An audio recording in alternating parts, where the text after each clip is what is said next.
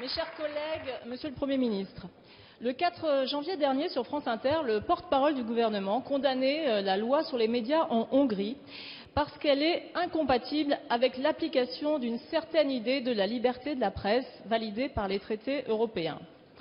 Nous en sommes évidemment d'accord. Mais l'Europe, c'est aussi la Cour européenne des droits de l'homme qui, en 1996, a considéré que la protection des sources des journalistes était la pierre angulaire de la liberté de la presse. Il faudrait donc que la loi française et la pratique de ce gouvernement soient également exemplaires en la matière. Ce n'est pas le cas, nous venons de le voir avec la plainte du journal Le Monde pour violation du secret des sources dans l'affaire Woerth-Bettencourt.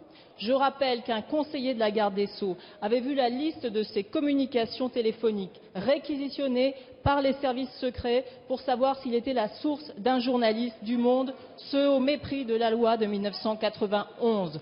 La commission de contrôle des interceptions de sécurité, puis le directeur de cabinet du Premier ministre lui-même avaient dû rappeler à l'ordre le ministère de l'Intérieur sur ces factures détaillées recueillies auprès des opérateurs de téléphone.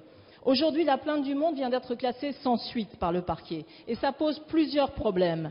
D'abord, évidemment, la question de l'indépendance du parquet dans une affaire aussi sensible est sujette à caution. Et donc, il faut impérativement qu'un juge d'instruction enquête désormais sur cette affaire, comme le demande le journal Le Monde. Ensuite, parce que le parquet a profité de l'insuffisance de la loi sur la protection des sources que vous avez fait voter dans cet hémicycle et contre laquelle nous étions dressés.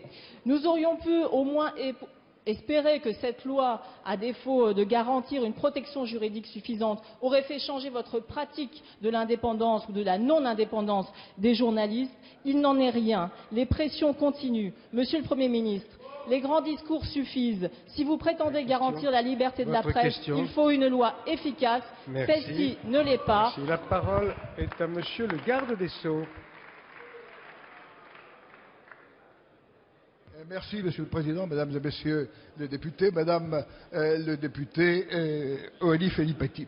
Vous avez raison de dire que le parquet de Paris a classé mardi, hier, sans suite la plainte du journal Le Monde.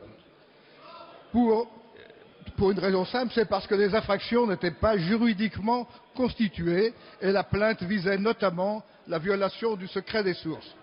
La loi du 4 janvier 2010 a constitué une avancée majeure en consacrant le principe de la protection du secret des sources journalistiques. Ce principe de portée générale apporte des garanties procédurales et une réelle protection des sources dans le cadre d'enquêtes judiciaires.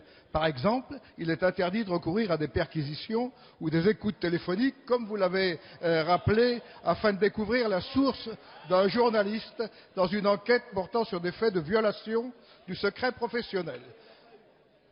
Ceci revient à dire qu'un tel acte d'enquête peut systématiquement faire l'objet d'une requête en annulation et être écarté de la procédure. Mais il est exact de dire que cette loi de janvier 2010 n'a pas créé un nouveau délit. Et la décision de classement du parquet peut naturellement être contestée. Elle peut l'être comme toujours dans notre pays, parce que c'est la seule façon de mettre en échec une décision de justice, c'est d'aller vers une voie de recours. 2 voies de recours sont ouvertes, une devant le procureur général près la cour d'appel de Paris et une seconde qui est la constitution de partie civile devant le doyen des juges d'instruction. C'est, je crois, ce qui a été fait et désormais un juge indépendant suivra cette affaire.